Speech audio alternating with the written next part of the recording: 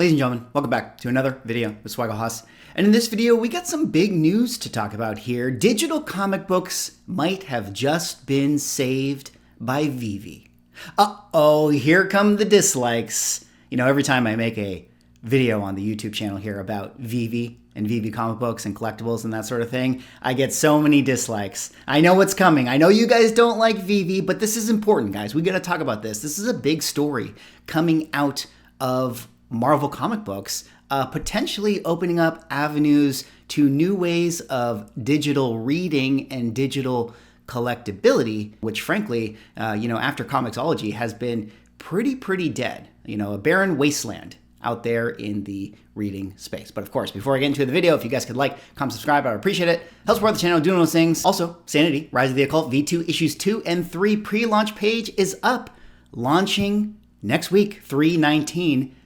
You'll get a digital copy if you back the project, but you will also get physical copies. Most of you will get physical copies. I mean, the digital is just sort of a throw-in, but it's going to be a PDF with no mint number on it, unlike VEVE Comics and collectibles that you see right here. Well, you guys can see it from the flyer. Calling all comic book fans, VEVE Comics has now been launched. Now, if you guys don't know what VEVE is, VEVE was the app that popped up in around 2021 that launched a bunch of NFT collectibles, NFT comic books, digital collectibles, digital comic books. Obviously, we had that huge boom cycle that led to the craze, with everything NFT. And, certainly there's been massive pullbacks in the market. I'm somebody who's a little more open-minded to the idea of, blockchain, collectibles, and things like that. But either way, their company launched with DC IP, Marvel IP, etc. They had all these comic books there and all these collectibles and things like that. And, there's definitely been pullbacks in the market, and it feels like they've kind of, I almost want to call it like a pivot in their company. They're exploring this idea of being kind of the,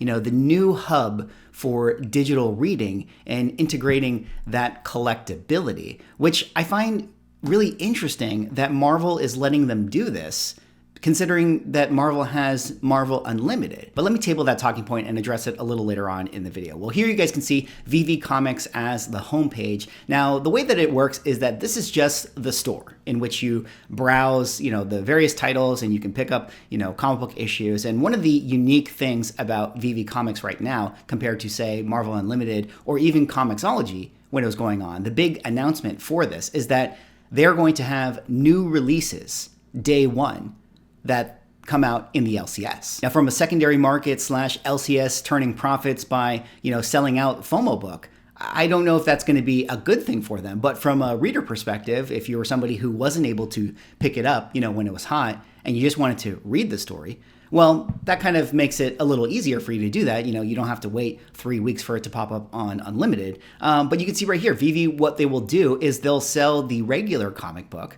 which, again, you have to read on our app, which, I don't want to go into a whole tirade about why it is the app thing that people are so gung-ho about. Like, why not make a desktop client? Actually, I am going to talk about that, but let me not go there yet. Let me finish my point. And then they have this other one here, which is the limited edition.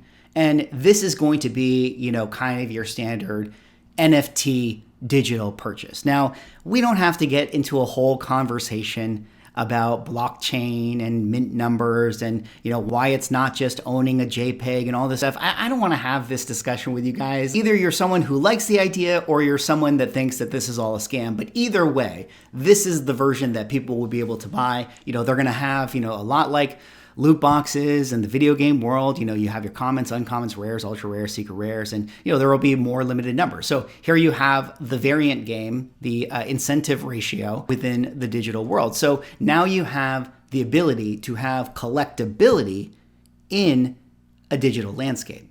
Also, on top of, getting the limited edition, you'll be able to read it in the augmented reality, when we all have Quest meta headsets and we're all walking around like we are in the Wall-E movie. I mean, maybe there's a use case there that'll be kind of fun and kind of cool that you can open up your Ultimate Spider-Man #1, in your kitchen with your headset on.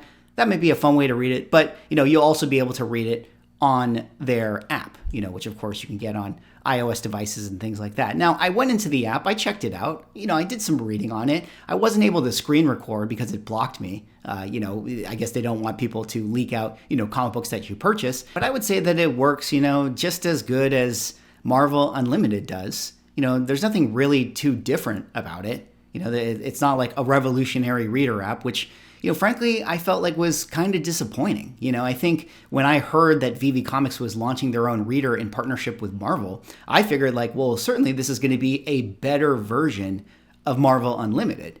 But really, it's just the same. And to me, I think that that's really the problem with digital comic books. I feel like the medium of the digital comic book is not being used to the fullest extent. And why is there such a focus on it having to be read on apps? Like, I don't know about you guys, but I cannot stand reading comic books on my phone. I have an iPad too, and it's like, do I really want to pull out the iPad? And even when I read it on the iPad, I don't find that interface is that appealing either. I mean, maybe younger people do, it could just be that I'm, a boomer, in my 40s, and I just don't like reading on that thing. I'm totally open-minded to that, but I don't know. I feel like the desktop experience could be a lot more interesting for digital comic books, especially when we go to things like webtoons. Now, I don't know how familiar you guys are with webtoons. I'm not like a big webtoon reader. Most of the stuff is more manga and, kind of leans a little bit more into drama stories and stuff. So it's not so superhero based, but I just feel like what works so great about webtoons, why it has such, traffic and flow, is that it's optimized for the desktop. I can kind of scroll through right here. And, if you guys use Marvel Unlimited and things like that, it really is, prohibitive on the desktop. And I just think that that's like one of the reasons why webtoons get so much more traffic. It's just so much more optimized to desktop reading, which I think is a lot better, frankly, than reading it on my phone. I don't know about how you guys feel about that, but, let me know what you think in the comments. And then on top of that, I think webtoons does a much better job, integrating the digital medium to kind of add emphasis to, things in the story. They can have little sound effects. They can have little animations. I just put out my little animation here, to promote my comic book. And, I added a little bit of a flame right there, added smoke coming out and gave the picture some life and stuff. And to me, I feel like that's really where I want to see digital comics go. I want to see, animated panels. I want to see some, motion and stuff. Like, let's bring out, some cool elements to the comic book in a way that we wouldn't be able to see it. Maybe even add music, narration, sound effects. Like, why not have that? Like, what is going to make me reading the digital version of Ultimate Spider-Man #1 more engaging? If I do it online or in the app or in the desktop client. Those are the things I'd like to see in a new sort of digital revolution for comic book reading, rather than just the collectability. Now, I think that the collectability, there's something to be said there. I think that can add some interest. So you guys know, in case it wasn't clear, when you do get the ones that actually are minted and have, they exist on the blockchain and stuff, there is now a secondary market for your digital collectibles. So this is actually going to allow you to have ownership of the comic books you buy. What if they mint, say, 1,000 Ultimate Spider-Man #1s, these digital versions, and you own one? Then you can sell it like you would a physical comic book. And there will be a whole secondary market, and those will be the 1,000 that exist. And you wouldn't be able to create any more Ultimate Spider-Man #1. So that would be the appeal for those who are into the collecting aspect to it. Maybe they just don't have the room, in their house or their apartment or whatever to have all these boxes of comic books, these long boxes. They want to still, engage, in the buy, sell, and trade aspect of comic book collecting. But let's kind of finish out the video here talking about Marvel Unlimited. To me, I've been thinking, like, why would Marvel want to partner with VEVE and, have essentially what is a competing platform with what they have with Marvel Unlimited? I don't know about you guys. If you've been going to like the New York Comic Cons or the San Diego Comic Cons, at least at the last San Diego Comic Con, Marvel's footprint on the floor, as far as like their comic book publishing side, was basically entirely VEVE branded.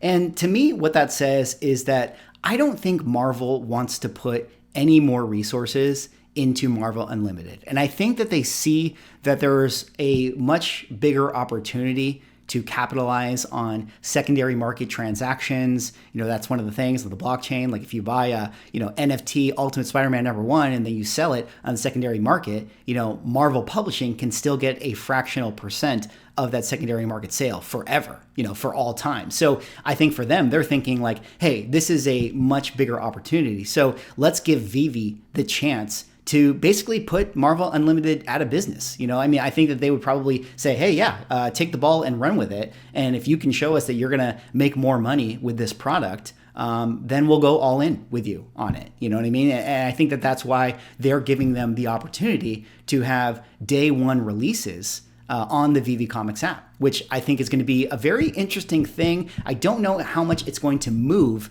the comic book market, but what do you guys think about that? Do you think that having, a hot comic like Ultimate Spider-Man #1 being available digitally the same day that it goes into an LCS is going to have any effect on the physical copies that sell? Do you think it's going to have any effect on, LCSs, that make money selling new release comic books? Or do you think that the digital audience is a much different one? Well, that is all for this video. That was me covering the big news here. VEVE Comics entering the comic reading landscape. And it's very, very interesting that I think that Marvel is going all in on this. I think that they're really going to try to make this work. This could put a timeline on Marvel Unlimited eventually getting swallowed into VEVE. And it wouldn't be surprising to me if somewhere down the line, DC also announces that they will be putting their comic books on VEVE as well. Anyways, that's all I got for this video. Let me know what you guys think about this. Of course, like, comment, subscribe, and follow the pre-launch page, Sanity V2 3-19, link in the description. Thanks so much for watching. See you all in the next video.